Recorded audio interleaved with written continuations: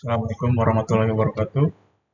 Minggu lalu ya, saya dapat paparan ini tuh, alhamdulillah waktu acara kick off meeting, acara Turbinwas gitu. Ini bagus buat saya. Sini tuh ada eh, pemaparan dari salah satunya terkait mode operasi TPA sampah, yaitu lahan uruk saniter atau lahan uruk terkendali, dan juga indeks resiko TPA sampah. Jadi saya coba cerita sedikit, tapi nggak semuanya saya ceritakan. Ada beberapa hal yang menarik. Pertama dulu terkait dengan target-target nasional. Di sini tuh ada visi persampahan tahun 2025, yaitu pengelolaan persampahan yang terpadu dan berwawasan lingkungan dengan memenuhi asas tanggung jawab, manfaat, keadilan, kesadaran, kebencanaan, keselamatan, keamanan, dan nilai ekonomi. Sini diuraikan nih bahwa di tahun 2025 hingga 2045 itu dalam RPJPN, kayaknya ditargetkan bahwa 100% rumah tangga itu mendapatkan layanan sampah yang penuh gitu untuk pengumpulan, termasuk juga untuk pengangkutan begitu ya, pengumpulan sampah. Jadi diharapkan tuh 10% itu sampah residu yang tersisa di lahan uruk residu ini hanya 10% begitu. Sementara 90% itu sampah itu terolah di fasilitas pengolahan sampah. Apa saja itu, yaitu ada di semacam TPS 3R gitu ya, TPST. Begitupun yang 35% ini diharapkan diupayakan untuk terdaur ulang. Sementara itu dalam draft RPJMN 2025 hingga 2029, artinya di periode 5 tahun pertama ini, itu ditargetkan 85% rumah tangga mendapatkan layanan penuh pengumpulan sampah. Di antaranya itu 47% itu sampah residu yang tersisa begitu ya, yang di lahan uruk residu ini, yang di TPA gitu kira-kira kalau sekarang. Lalu 38% itu sampah terolah di fasilitas pengolahan sampah begitu ya, di mana 20% itu bisa terdaur ulang. Apa saja outcome-nya itu termasuk meningkatnya kesehatan masyarakat, lalu kualitas lingkungan yang semakin lestari begitu. Kemudian sampah termanfaatkan menjadi sumber daya dan juga sampah terkelola secara berkelanjutan. Nah, jadi ini mungkin ada beberapa poin yang menarik untuk saat ini diulas, yaitu sampah menjadi sumber daya dan juga sampah yang terkelola secara berkelanjutan. Karena ini dipisah menjadi dua poin. Ini untuk saat ini sistem pengolahan sampah itu dibagi ya menjadi beberapa tahap, mulai dari sistem sumber, lalu pewadahan pemilahan, pengumpulan, lalu pengolahan, pengangkutan, sampai pemrosesan akhir. Ini diatur dalam Permen PU nomor 3 tahun 2013. Nah, di sini tuh sebetulnya jelas ya mana yang menjadi tugas masing-masing individu atau rumah tangga gitu. Mana yang menjadi tugas atau kewenangannya pengelola sampah, bisa itu pemerintah daerah ataupun siapa, badan usaha gitu ya yang diberikan tugas.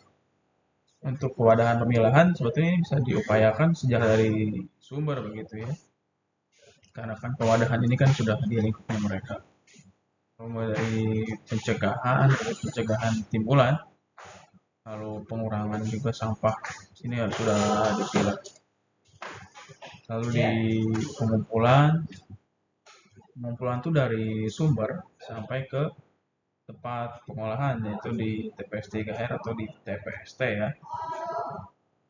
Ada yang berupa gerobak atau motor roda 3 ataupun pakai truk sekalian. Lalu kemudian di pengolahan ini ada upaya untuk apa ya, pengurangan volume ya, melalui kegiatan composting, robot, ataupun menghasilkan gas bio gitu. Sehingga mendapatkan material yang dapat didaur ulang dan juga RDF. Ini kemudian yang diupayakan untuk mendapatkan staker. Jadi di sini pula posisinya apa namanya, ekonomi sirkular ini ada di sini gitu ya. Diharapkan itu ada di tempat pengolahan sampah. Itu kita perhatikan justru di sini juga menjadi PR besar begitu ya untuk kemudian di tahun 2029 ini seperti tadi dijelaskan punya target gitu. Jadi artinya di sini harus di apa namanya di push lah, seperti itu. Walaupun selama ini yang diuraikan itu kan masalah pengangkutan, ya, pengangkutan masih apa jumlah armada selalu itu yang menjadi kendala sampai saat ini. Padahal kalau kita uraikan permasalahan itu tidak hanya pada saat pengangkutan karena kekurangan armada saja, tapi dari peran serta peran serta rumah tangga atau setiap personal itu nyatanya masih banyak sekali ya permasalahan upaya untuk mencegah adanya meningkatnya timbulan sampah karena masih kurang orang tuh setiap belanja masih menggunakan plastik yang sekali pakai seperti itu maka menjadi apa ya menjadi hambatan juga sebetulnya untuk di tahapan berikut tapi kita tidak boleh tidak boleh berhenti ya di hanya di situ saja walaupun kenyataannya masih seperti itu.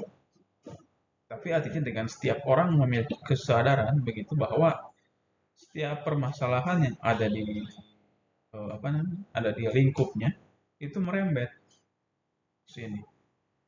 Nah, sampai nanti berkumpul di tempat pemrosesan akhir sampah. Itulah yang terjadi saat ini karena setiap orang tidak bisa melakukan pemadahan atau pemilahan bahkan untuk mencegah adanya sampah pun masih sulit begitu apalagi untuk melakukan pemilahan oleh karena itu isu untuk pengelolaan ini tuh harus sampai menyentuh setiap orang begitu. Lalu di sistem pengumpulan ya untuk saat ini mungkin beberapa armada mungkin sudah ya ada yang pakai gerobak dorong mungkin ada yang pakai bak roda 3 begitu ya motor roda 3. Alhamdulillah sudah ada ini sudah. Tapi beberapa titik memang tidak bisa dijangkau oleh motor roda 3 begitu ya jadi sehingga memaksa untuk tetap menggunakan gerobak dan tarik gitu ya. Tapi ini perlu dipertimbangkan ulang gitu ya terkait dengan eh, produktivitasnya gitu ya dengan kapasitas segitu apa tidak eh, apa namanya apa tidak menyulitkan orang begitu ya untuk melakukan pengumpulan sampah karena kan kadang ditarik manusia kan berat berat berat banget gitu ya namanya gerobak isi sampah. Jadi mungkin beberapa lokasi yang memang setidaknya bisa diakses oleh motor roda 3 mungkin perlu dipertimbangkan begitu ya untuk menggunakan motor roda 3 sehingga bisa lebih produktif gitu ya untuk melakukan pengumpulan sampah baik dari jumlah volumenya ataupun dari retasinya begitu. Jadi artinya upaya-upayanya harus menyentuh ke sana ya jangan jadi artinya upayanya harus sampai kita ada upaya untuk memanusiakan manusia begitu ya.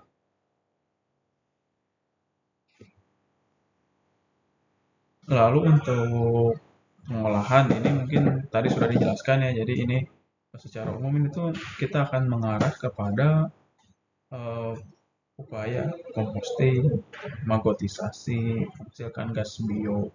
Karena memang ada di sana sumber itu. Karena selama ini untuk pengolahan sampah ini kan cenderung berbiaya tinggi. Nah, dengan adanya ini tuh mampu untuk menanggulangi biaya-biaya pengolahan yang akan apa namanya, yang mau tidak mau harus harus keluar begitu dengan adanya ini artinya akan menjadi pemasukan begitu ya untuk pengelola itu sendiri. Sehingga dengan begitu untuk residu-residu yang diangkut ke TPA akan menjadi semakin berkurang.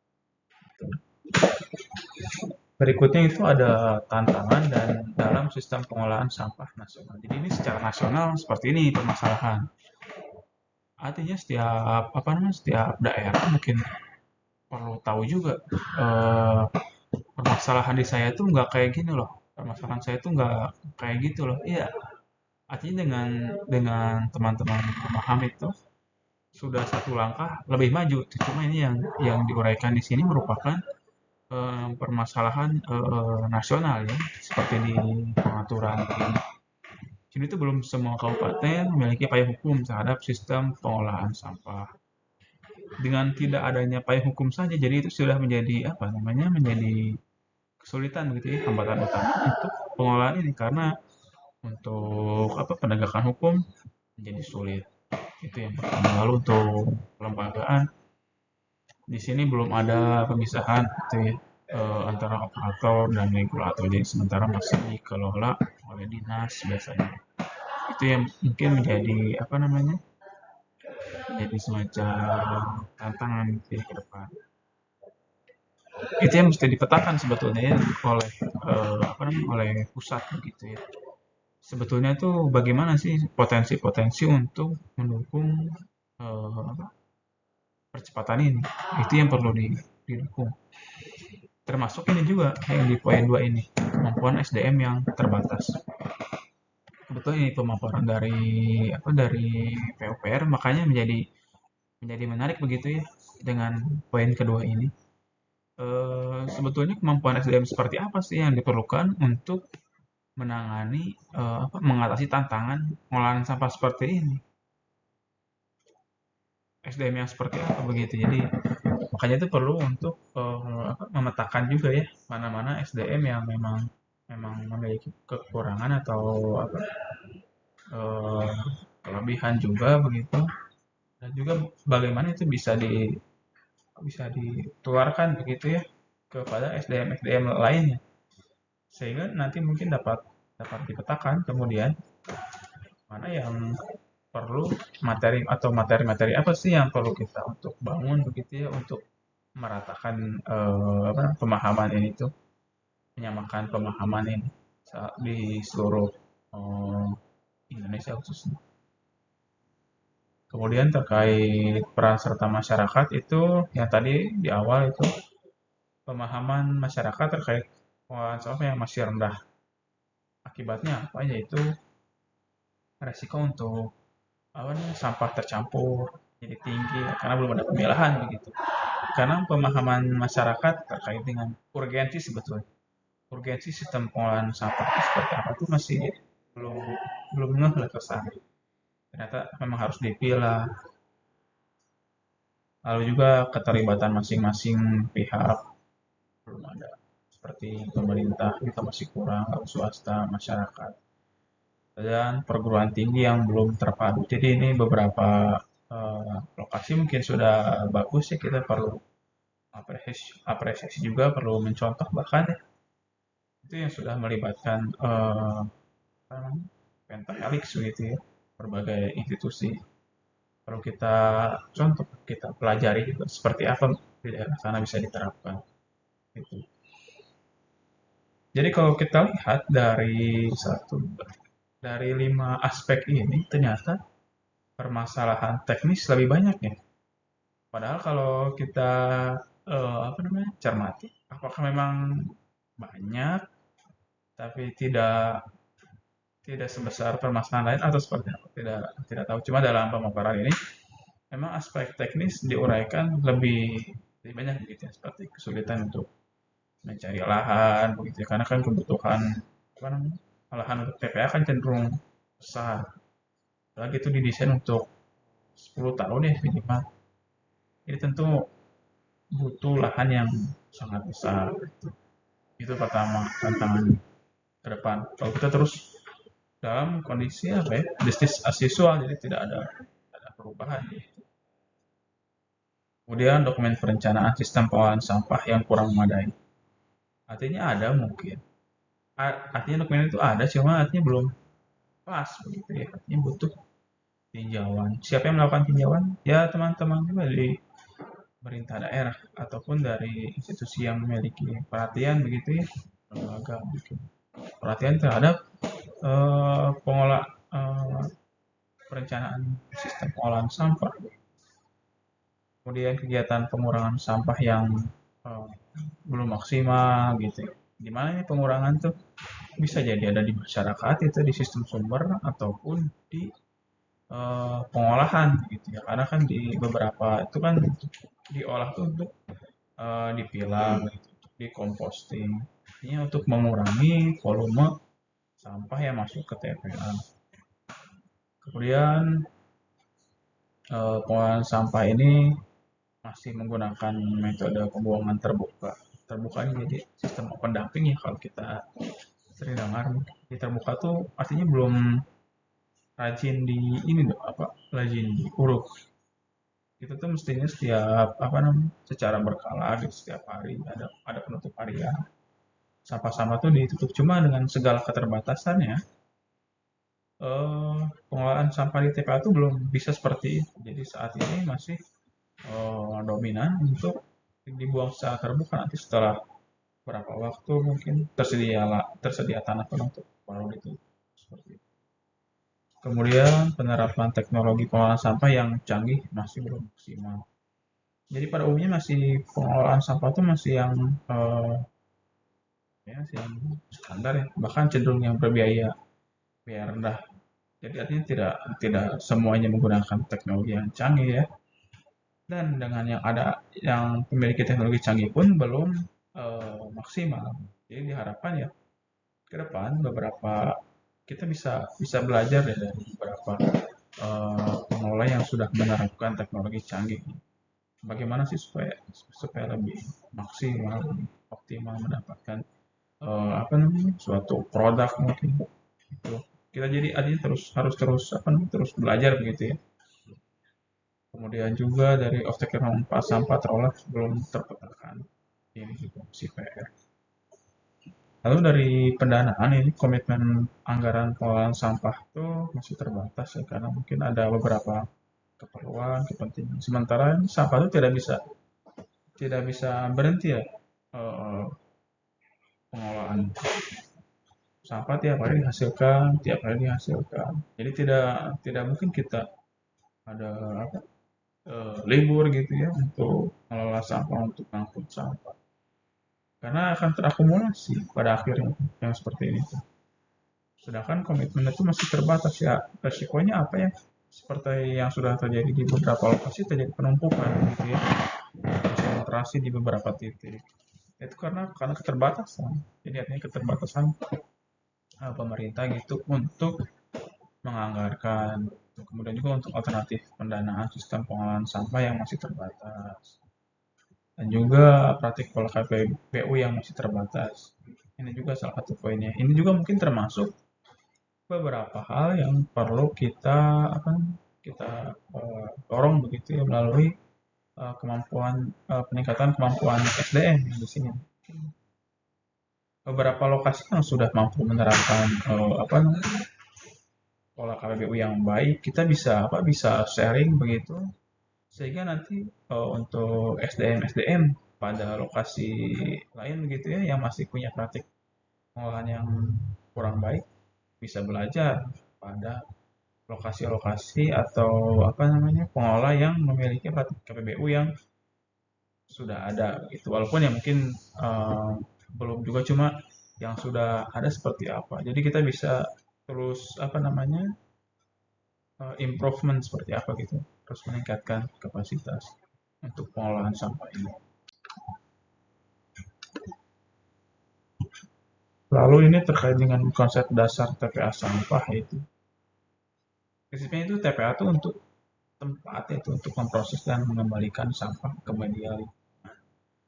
Jadi setelah kita apa namanya, kita kan sampah ini dihasilkan dari kegiatan sehari-hari gitu. Kalau sampah rumah tangga ya sampah domestik. Setelah kita hasilkan, kita apa namanya, kita harus kelola sampai itu sampah itu bisa diproses oleh alam gitu ya. Karena apa? Karena secara pembiayaan itu yang lebih apa, lebih rendah begitu ya, daripada kita membutuhkan proses lain yang begitu ya. Makanya itu sampai saat ini masih menjadi apa, masih menjadi andalan dengan mengembalikan sampah ke media lingkungan. Di samping ada mungkin untuk pilihan musnahan insinerator atau apa itu kan berbiaya ya. Dengan TPA itu memang itu menekan biaya, karena kita istilahnya mengembalikan sampah ke media lingkungan. Jadi artinya supaya lingkungan sendiri yang menguraikan sampah-sampah. Apakah bisa semuanya? Ya itu tidak tidak bisa semuanya diuraikan ternyata oleh lingkungan. Beberapa hal, beberapa apa material sulit ternyata untuk diuraikan. Alhasil seperti apa? Sampah cenderung menumpuk ya, cenderung menggunung itu. Lalu juga penentuan luas lahan dan kapasitas TPS sampah mempertimbangkan timbulan sampah, tingkat pelayanan, kegiatan yang akan dilakukan di dalam TPA. Yang rumput teknis TPA sampah pada sedikit 10 tahun. Nah ini yang bikin keperluan, yang membuat keperluan lahan TPA ini jadi besar karena apa? Karena TPA ini perlu dirancang untuk masa layanan atau masa pakai itu selama 10 tahun. Dengan sistem TPA ini cenderung menuntut untuk menahan lahan yang besar.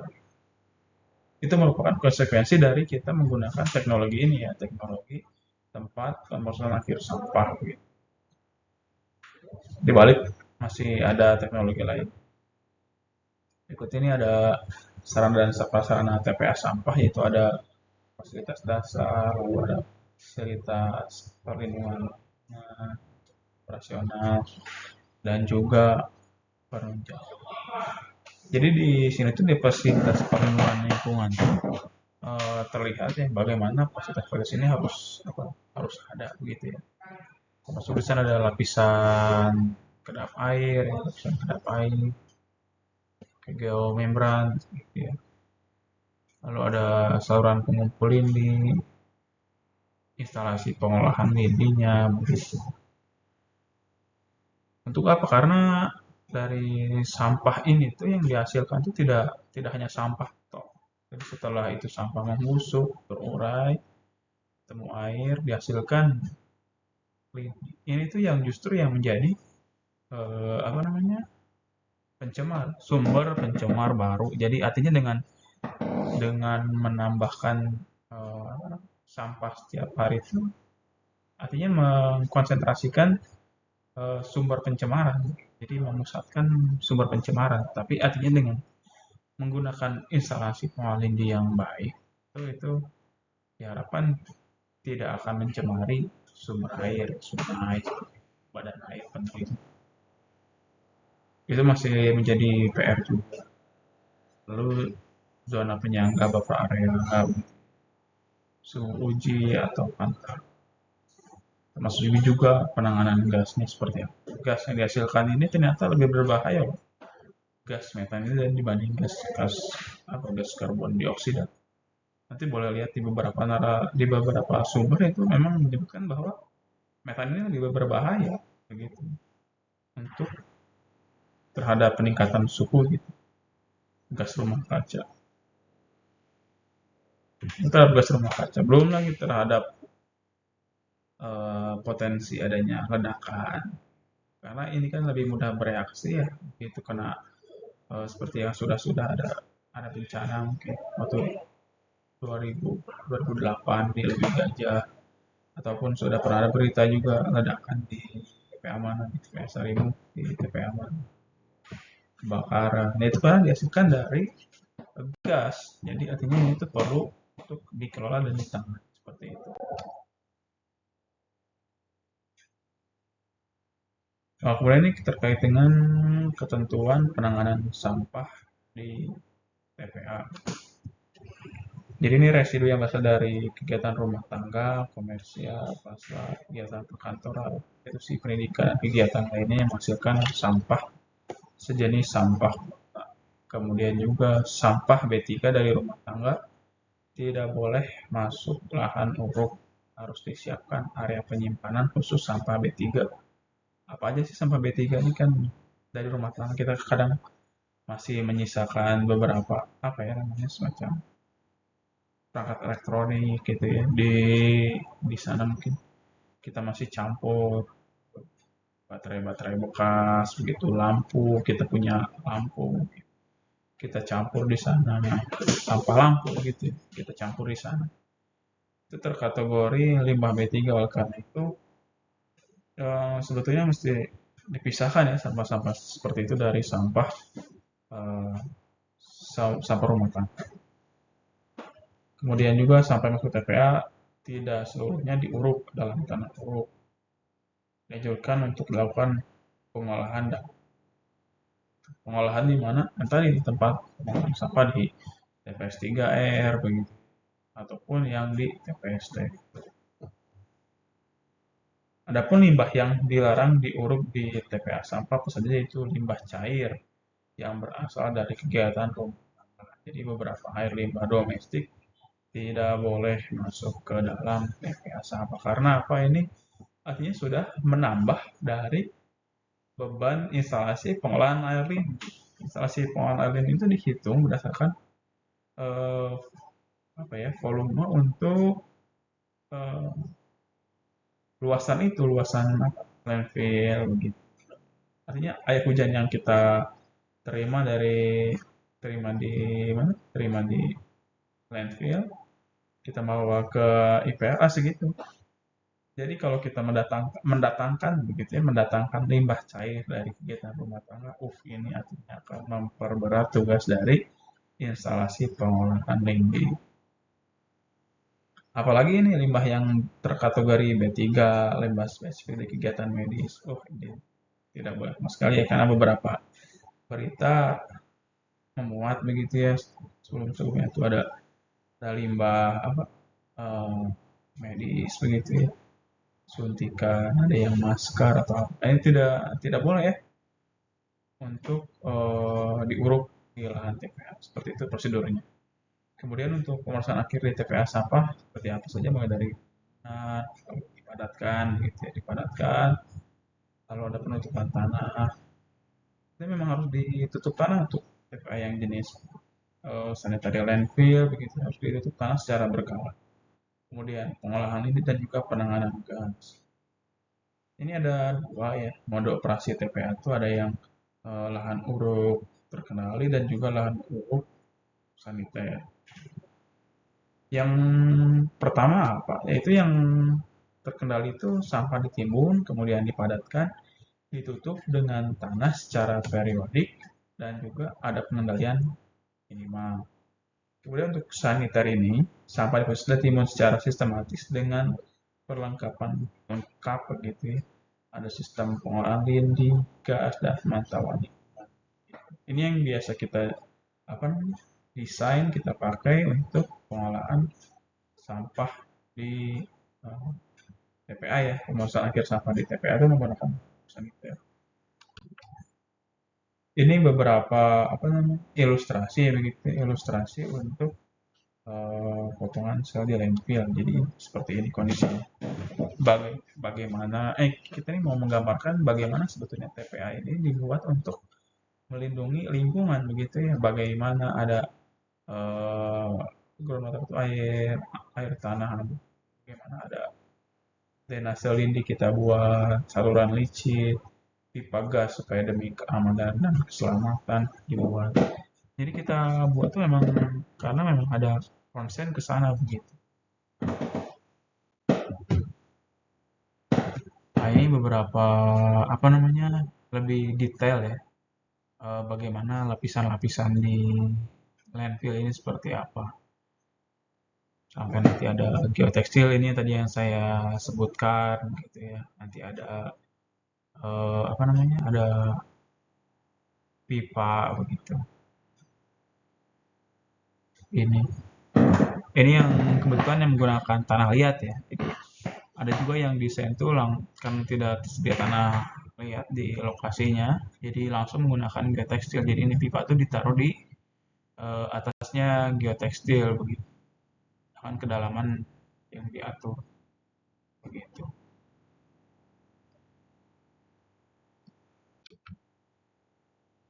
Sedangkan ini lapisan penutup pada sel landfill gitu. Itu dianjurkan itu menggunakan tanah untuk mencegah sampah berserakan. Jadi memang mesti ditutup secara berkala begitu. Sampah berserakan, berterbangan, jadi pakan hewan begitu ya, timbulnya bau. Itu semua itu terjadi sebetulnya karena tidak ditutup secara berkala menggunakan tanah, begitu tanah penutup. Oleh karena itu memang dalam prosedurnya itu harus dilakukan setiap hari. Itu yang tidak boleh terlewatkan. Tapi apa konsekuensinya itu penggunaan alat berat begitu ya, alat berat kan menggunakan bahan bakar jadi tinggi. Nah, itu dengan segala keterbatasan pemerintah daerah itu mesti dipertimbangkan betul ya. Jadi artinya untuk kebutuhan itu apakah menutupi gitu ya untuk operasional CPNS.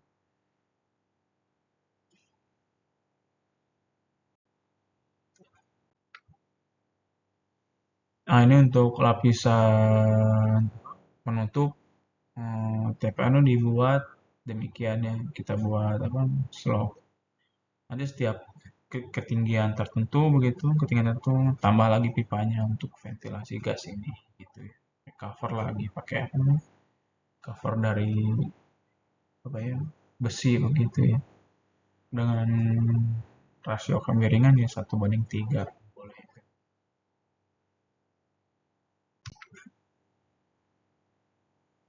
Kemudian untuk pengolahan gas juga dipasang bertahap ya seperti tadi dijelaskan itu. Pada setiap lapisan sampah dapat dihubungkan dengan pipa pengumpul air lindi. Jadi pada bagian apanya? Pada bagian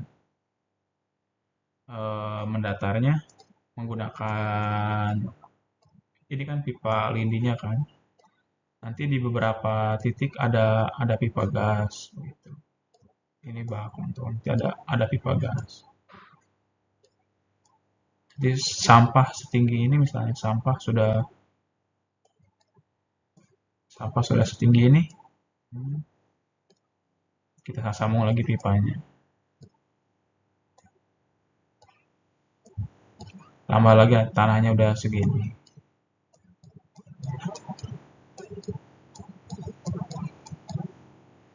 Tanahnya udah segini, kita siap-siap lagi. Artinya ini pipa jangan sampai tertutupi karena apa? Karena setiap pipa ini, setiap dari sampah yang ke sini masuk, yang turun ke sini, sampah-sampah itu dari lini itu menghasilkan gas, gasnya kembali ke atas. Jadi kalau ini sampai tertutup, ada potensi energi yang apa namanya terhalang gitu ya. Lalu menekan sampah keluar itu yang mungkin beberapa yang terjadi begitu di beberapa lokasi seperti itu kondisinya. Apalagi dengan kondisi hujan begitu ya. Dengan kondisi hujan artinya lidi makin makin banyak. Ini menjadi makin makin menekan ke bawah seperti itu. Oleh karena itu perlu perhatikan juga untuk penggunaan apa namanya dalam desain pipa gas ini tuh itu menggunakan pipa gas dengan casing PVC atau PE bisa digunakan diameter 100 150 juga nanti di apa namanya eh, diisi kerikil gitu ya nanti bisa diatur juga jarak antar ventilasi di jarak 25 hingga 50. Ini tuh biasa pipa tuh lagi dibungkus lagi menggunakan um, apa ya drum besi begitu. Nah, drum besi gitu. Nanti diisi kerikil, kerikil, kerikil. Supaya apa? Supaya pipa ini tuh tetap kokoh, tidak goyah, tidak begitu dipadatkan oleh alat berat gitu ya, terhimpit, jadi rusak. Itu yang diharapkan itu tidak seperti itu. Oleh karena itu perlu untuk dijaga menggunakan casing. Kita sebut casing ini.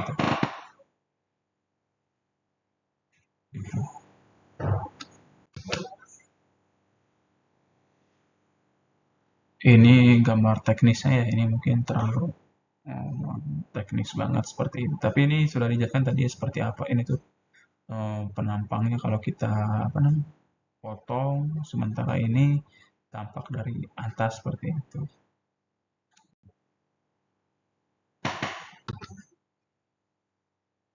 Ini pipa untuk penyalur lidi. Penyalur lidi nanti kan kita buat apa namanya semacam sirip ikan ya. Jadi kalau ini ibaratnya kepala ikan, ini tuh bersirip.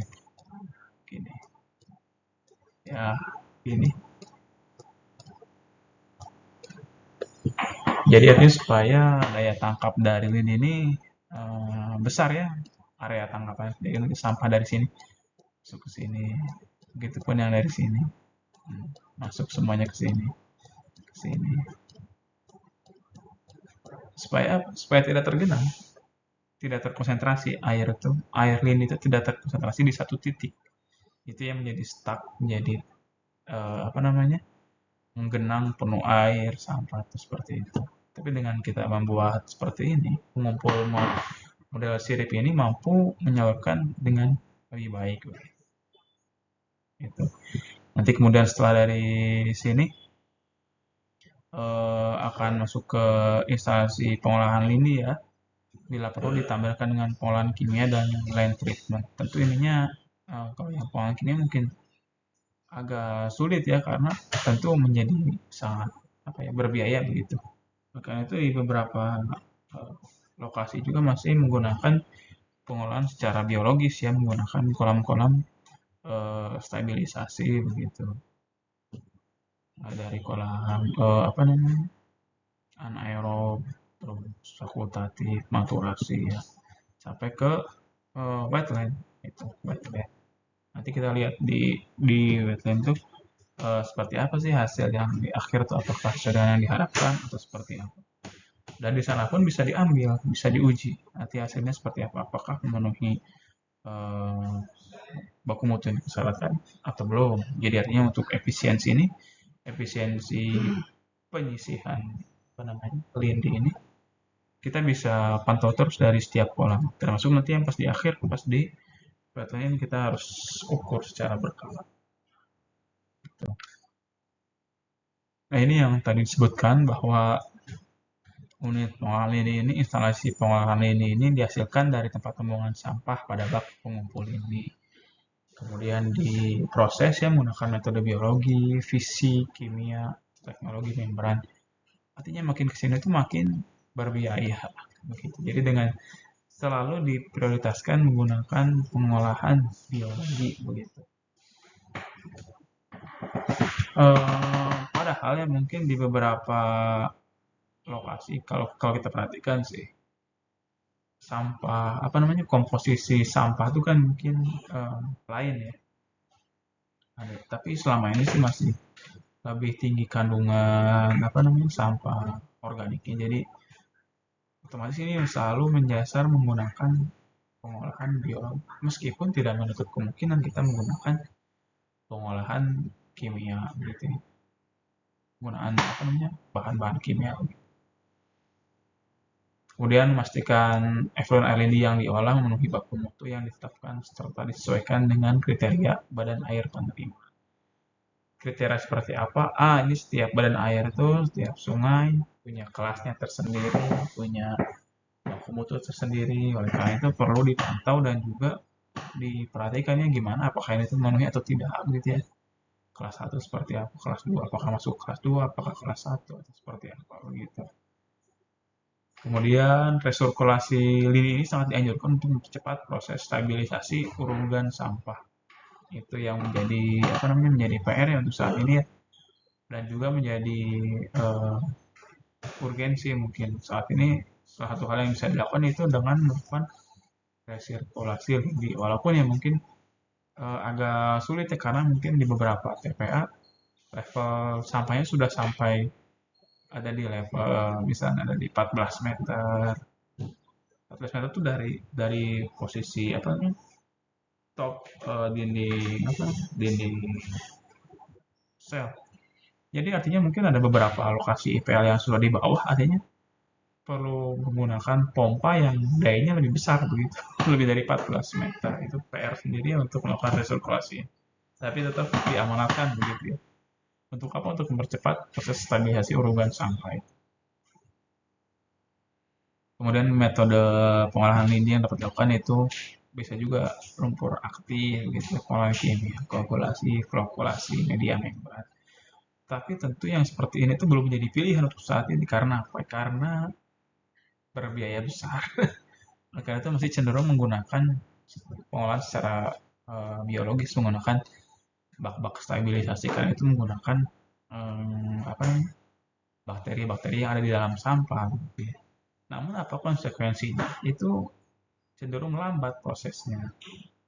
Apalagi kita mencampurkan limbah B3 di sana, ya limbah-limbah B3 itu kan akan mematikan bakteri yang sudah stabil Makanya itu agak sulit kalau kita masih terus mencampurkan sampah, apalagi sampah-sampah B3 begitu ya, dalam sampah rumah tangga. Itu.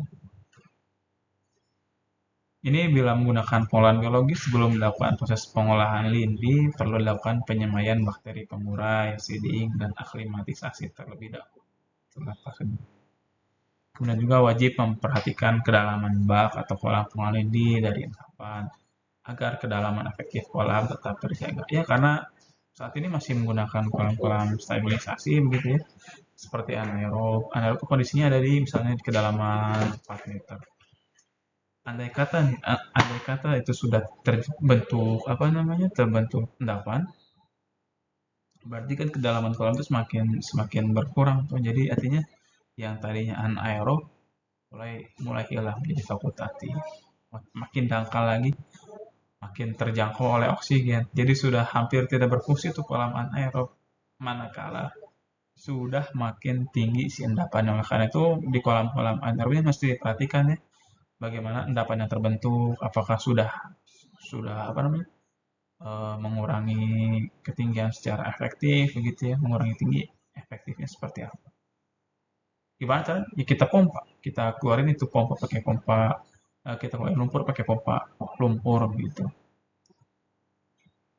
Kemudian dalam hal kualitas effluent lindi belum memenuhi syarat baku mutu, maka diperlukan dilakukan untuk resirkulasi lindi untuk memperpanjang waktu retensi lindi sampai dengan kualitas effluent lindi yang memenuhi syarat. Nah, itulah secara normatif memang harus seperti itu, tapi artinya kita harus terus berbenah ya dengan memperhatikan desain instalasi pengolahan lindi yang kita buat. Apakah memang masih apa ya efektif begitu ya menggunakan seperti itu, atau kita justru perlu menggunakan apa namanya eh, unit tambahan begitu ya, khususnya untuk pembangunan instalasi pengolahan di ke depan gitu ya.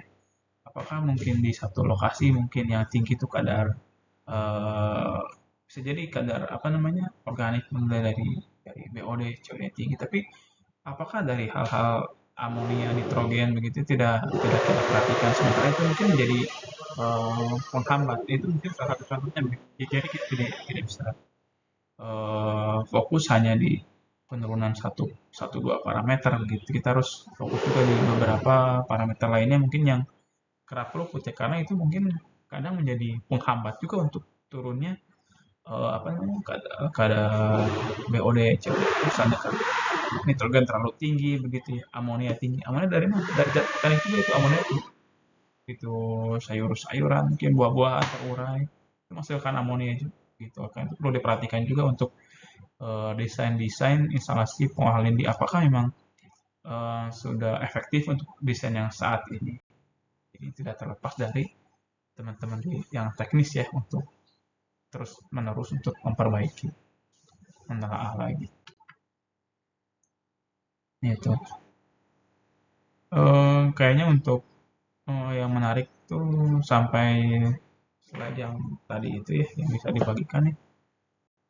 Terima kasih kesempatannya. Sampai ketemu lagi. Assalamualaikum warahmatullahi wabarakatuh.